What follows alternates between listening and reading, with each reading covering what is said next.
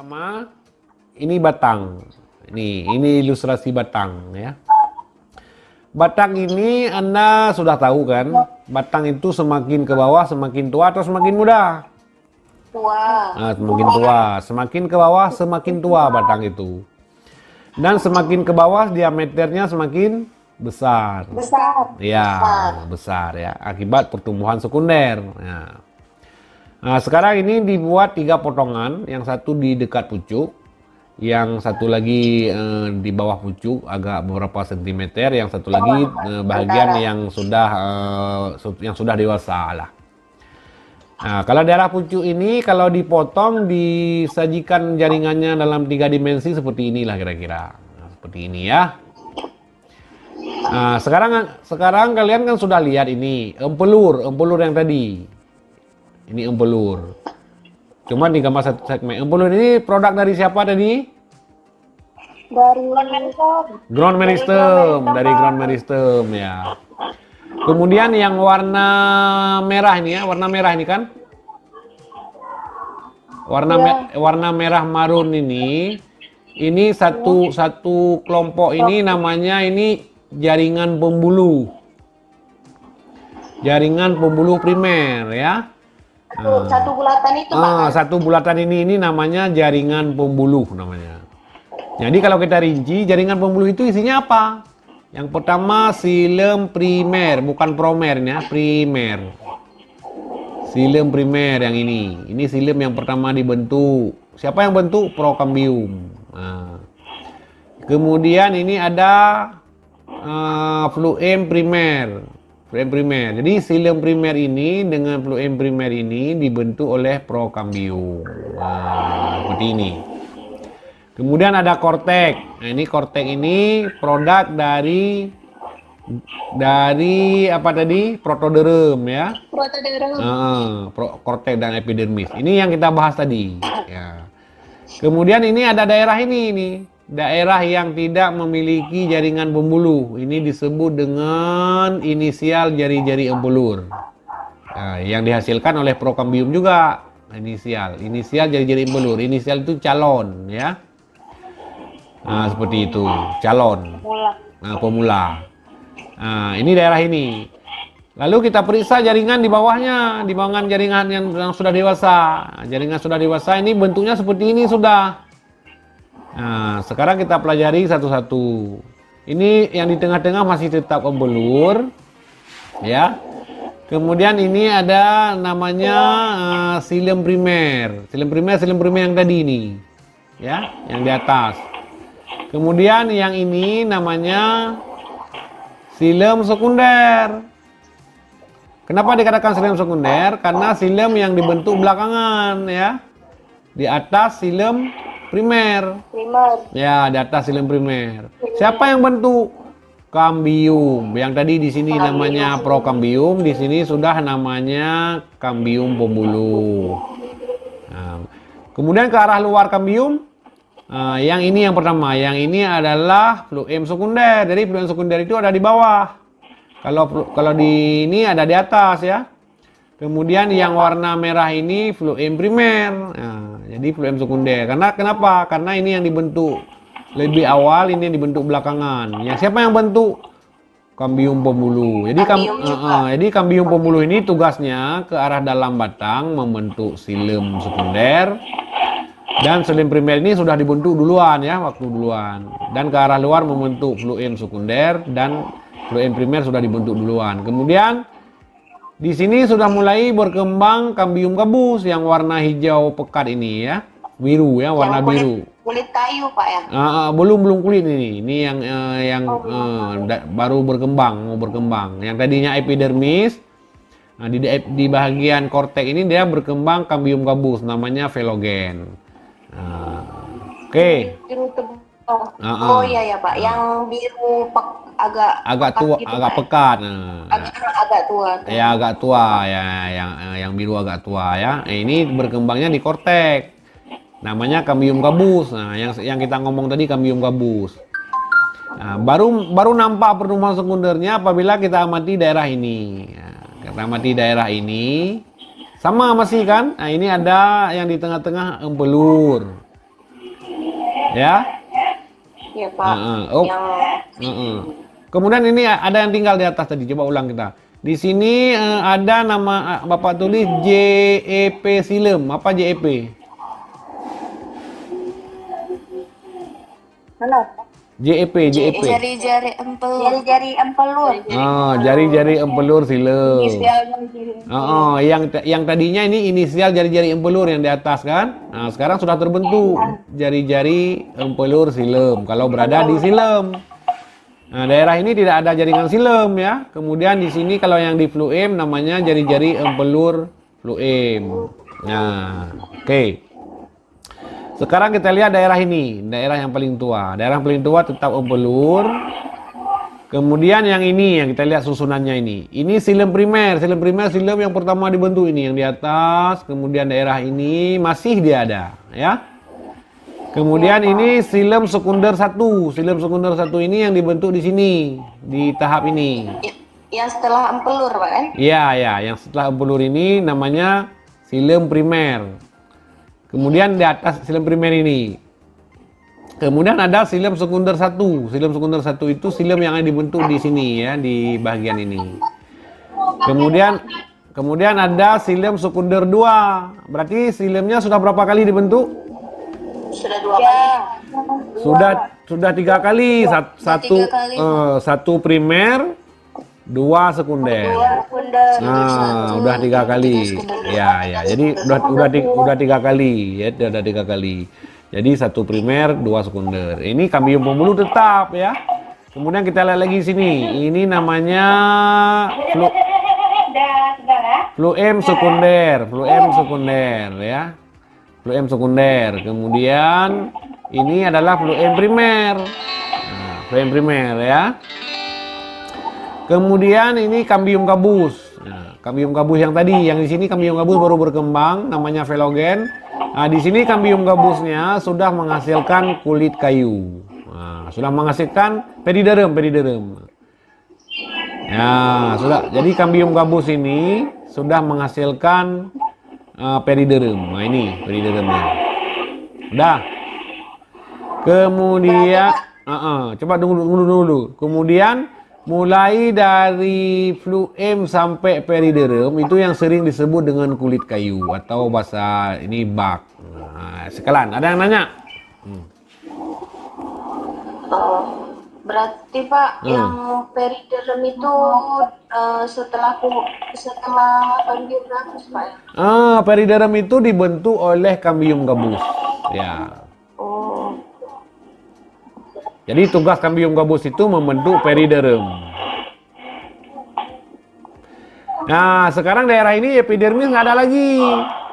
Epidermis nggak ada lagi di batang daerah ini karena sudah diganti oleh Kambium gabus. kambium gabus, periderm ya. Udah diganti oleh periderm. Nah, jadi istilah kulit kayu sehari-hari mulai dari mana? Dari fluem sampai keluar. Nah, sampai periderm. Jadi fluem sampai periderm itu yang sering disebut hari-hari kulit kayu. Bahasa kitanya, bahasa aslinya bak. Nah, seperti itu ya. Nah, jadi kalau Bapak tanya ini batang daerah ini sudah berapa kali mengalami pertumbuhan? 1, 2, 3, 4. 1, 2, 3, 4, 5, 6, 7, 8 Pak ya? Apa ada 8? Mana patokannya bahwa itu 8? Ingat aja berapa kali silem sudah dibentuk. Nah, itu aja ukurannya. 3 kali. Oh, 3 kali. Jadi batang daerah ini itu sudah 3 kali mengalami pertumbuhan. Ya? Fluemnya kenapa nggak dihitung, Pak? Kalau fluemnya susah dihitung karena tidak simetris seperti silem. Oh. Tidak simetris. Jadi ukuran kita hitung tanam daerah ini batangnya berapa kali sudah tumbuh itu adalah di silem saja, lihat. Nah, jadi ini silem ini 3 kali kan pertumbuhannya kan? Ya. Nah, primer sekali, sekunder 2 kali. Nah, dan daerah ini sudah berkembang periderem. Nah, ini bukti yang sudah tua ini, ya. Batang yang sudah tua ini. Nah, sekarang Anda lihat lagi ini ada Bapak tulis PTT dengan PT. Apa artinya? Panjang. Oh, panjang apa namanya Pak? Ini panjang. PTT. Ini ada keterangan di bawah ini, PTT ini. Nggak nampak, Pak. Nampak, Pak. Periode tidak Terpotong kayak gitu, Pak. periode tidak tumbuh ya. PTT ini periode tidak tumbuh. Jadi lingkaran-lingkaran yang ada di sini, ini lingkaran ini namanya periode tidak tumbuh. Nah, sedangkan PT daerah ini, daerah yang lebar ini, jaringan silem yang lebar-lebar ini ke lingkaran juga kan? Ini namanya periode tumbuh. Nah, jadi periode tumbuh ini 1 kali periode tumbuh yang primer, kemudian yang sekunder 2 1 kali periode tumbuh, dan yang satu lagi silem sekunder kedua 1 kali periode tumbuh. Jadi lingkaran-lingkaran periode tumbuh ini itu yang sering yang dinamakan lingkaran apa? Tahun, Pak ya. Lingkaran tumbuh. Lingkaran tumbuh. Yang benar bukan lingkaran tahun, lingkaran pertumbuhan batang. Ya, sedangkan yang tipis-tipis ini yang tipis ini PTT ini lingkaran juga, lingkaran tidak mengalami pertumbuhan. Nah, ini juga tidak mengalami pertumbuhan. Nah, jadi lingkaran tidak mengalami pertumbuhan. Sedangkan PT pertumbuhannya ini lingkaran pertumbuhan, ya. Periode tumbuh namanya lingkaran pertumbuhan. Jadi ini tanaman ini sudah berapa kali periode tumbuh? 3 kali tadi kan? Nah, 3 kali maka nampak 3 lingkaran pertumbuhan. Itulah asal muasal namanya lingkaran tumbuh. No lingkaran tahun.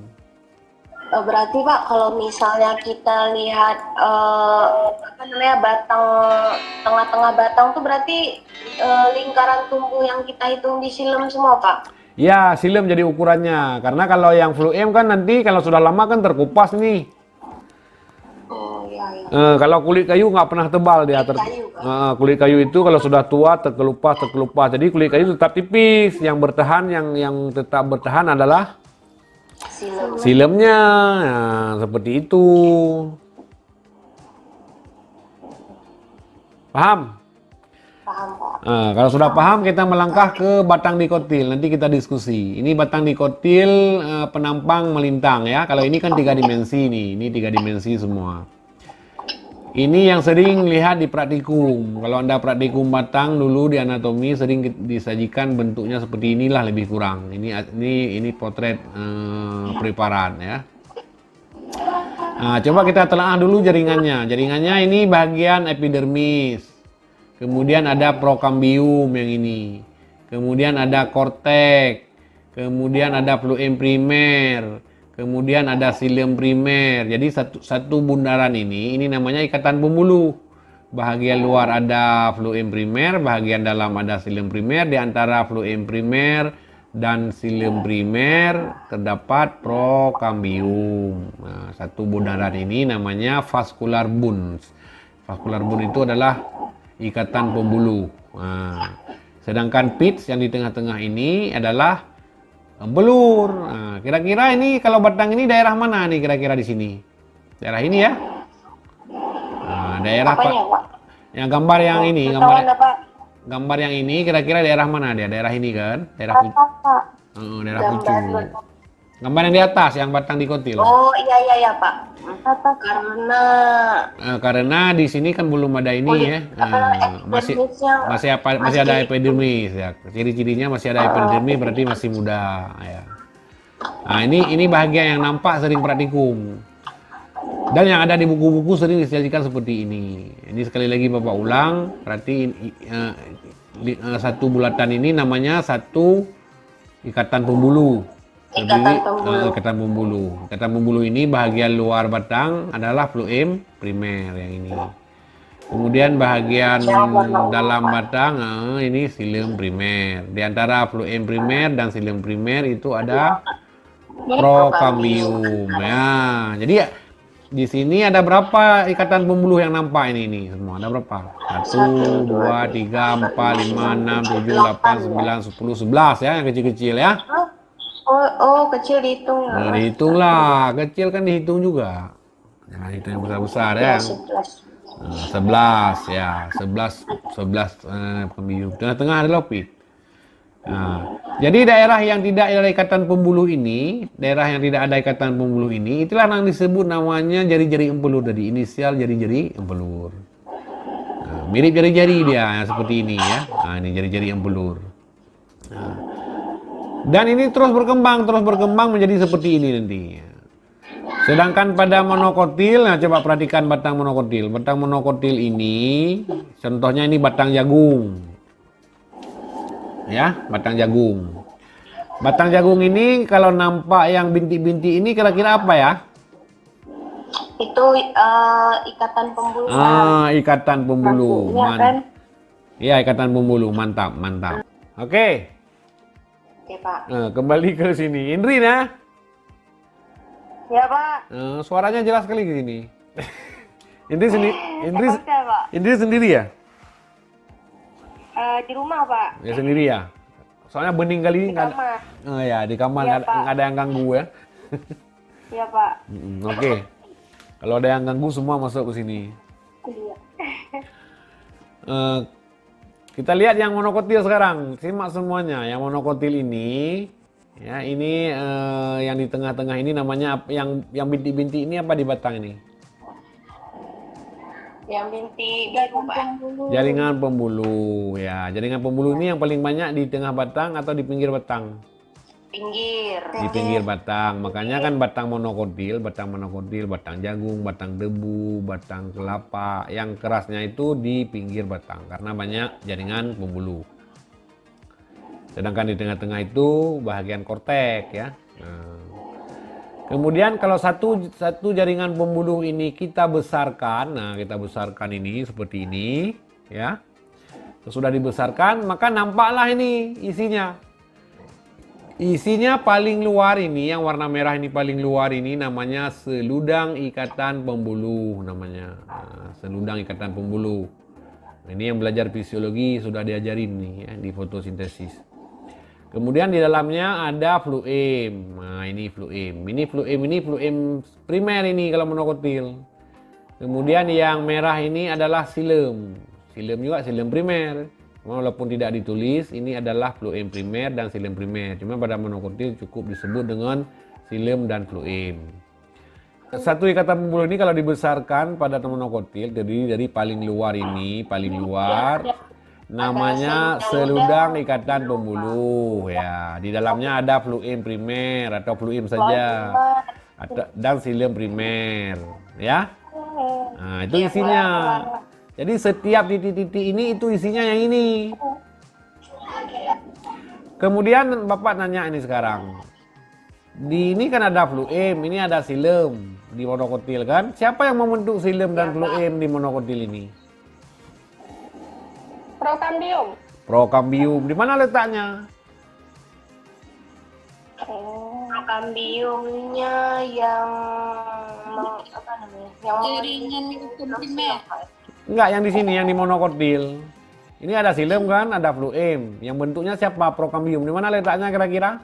yang di tengah-tengah itu. Iya, di antara silem dan fluem. Nah, di sini letaknya. Nah, itu. Sekarang Bapak tanya, apakah di monokotil ada kambium? Tidak ada. Yang ada apa? Nggak ada, Pak. Yang ada di monokotil, Pak. Jadi silem dan fluem di Ada, Pak, ada. Muncul kayak Kambium itu yang membentuk Kan saya nampak, ya. silem, Pak. silem dan fluem di monokotil siapa yang buat? Kambium, Pak. Prokambium. Nah, sekarang tanya, apakah di monokotil ada kambium? Ada, Pak. Iya, ada lah prokambium tapi. ada yang bentuk silem dan fluem. Iya, Pak.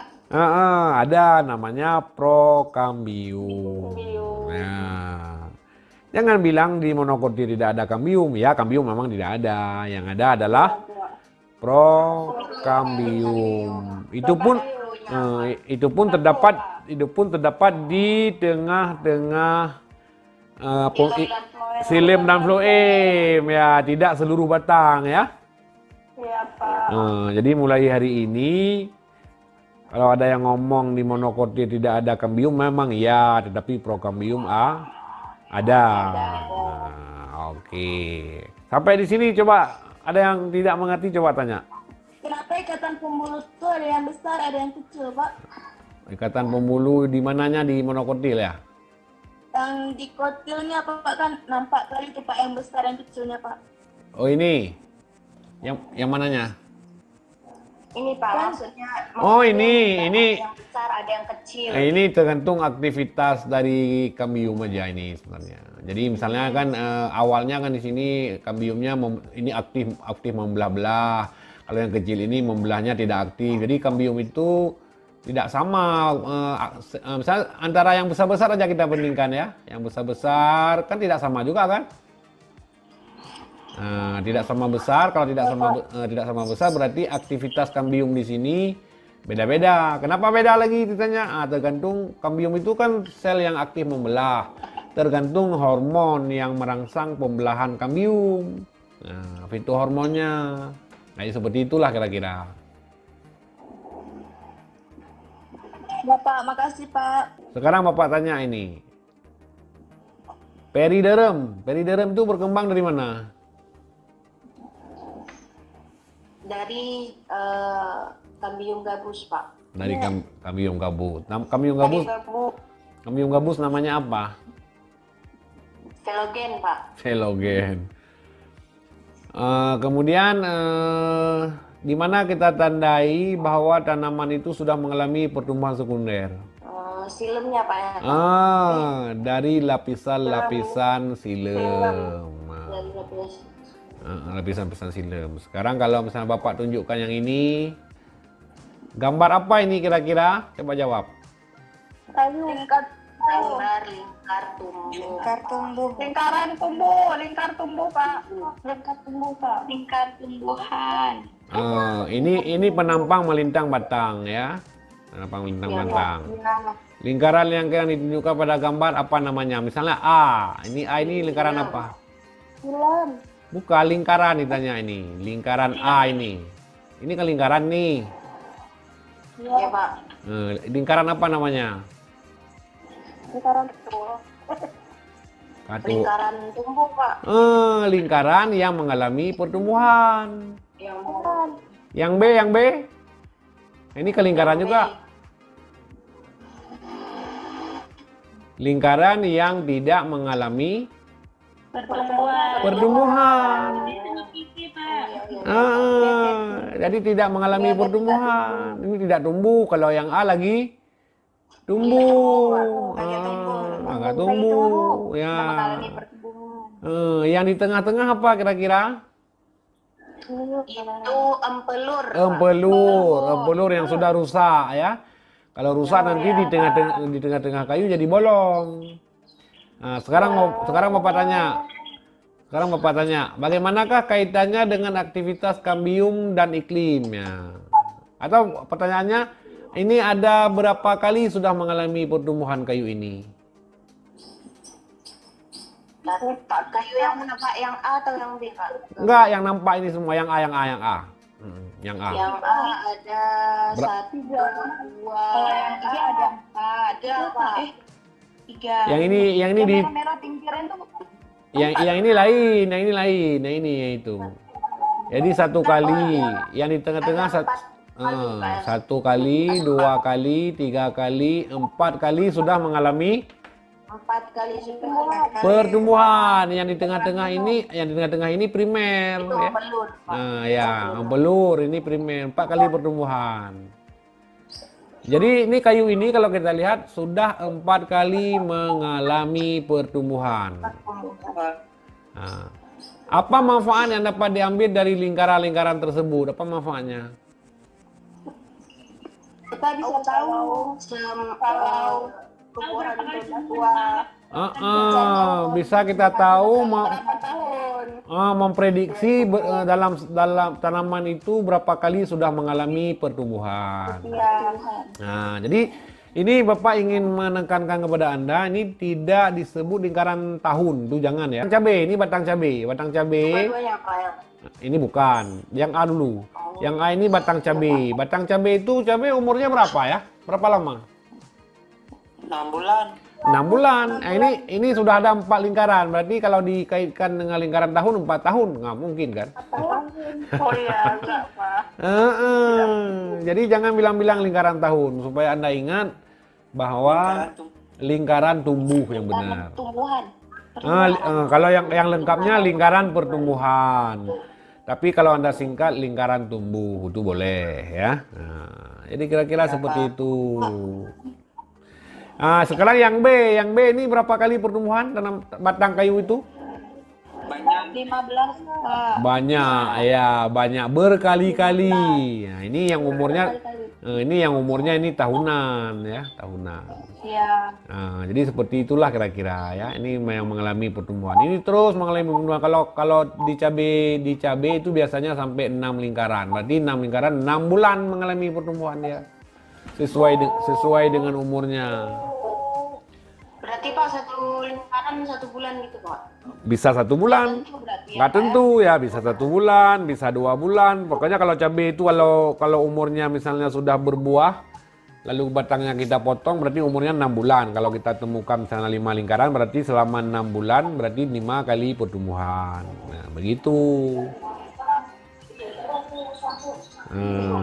Kalau penanaman tingkat tinggi belum tentu kan, misalnya durian. Durian itu biasa tumbuhnya setahun sekali, ya itu boleh lah. Mana kita tandain dia tumbuh kalau dia keluar daun-daun muda. Kenapa dikatakan jari-jari empelur? Jari-jari empelur ini kenapa dia namanya jari-jari empelur? Karena dia nggak ada ikatan.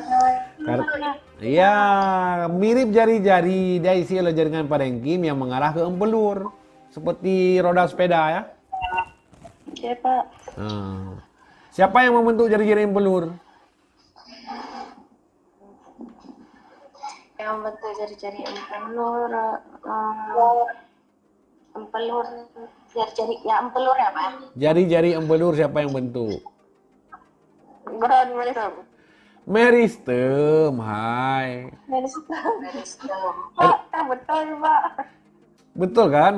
Meristem tugasnya ke arah dalam batang membentuk apa? Silem dan jari-jari empelur.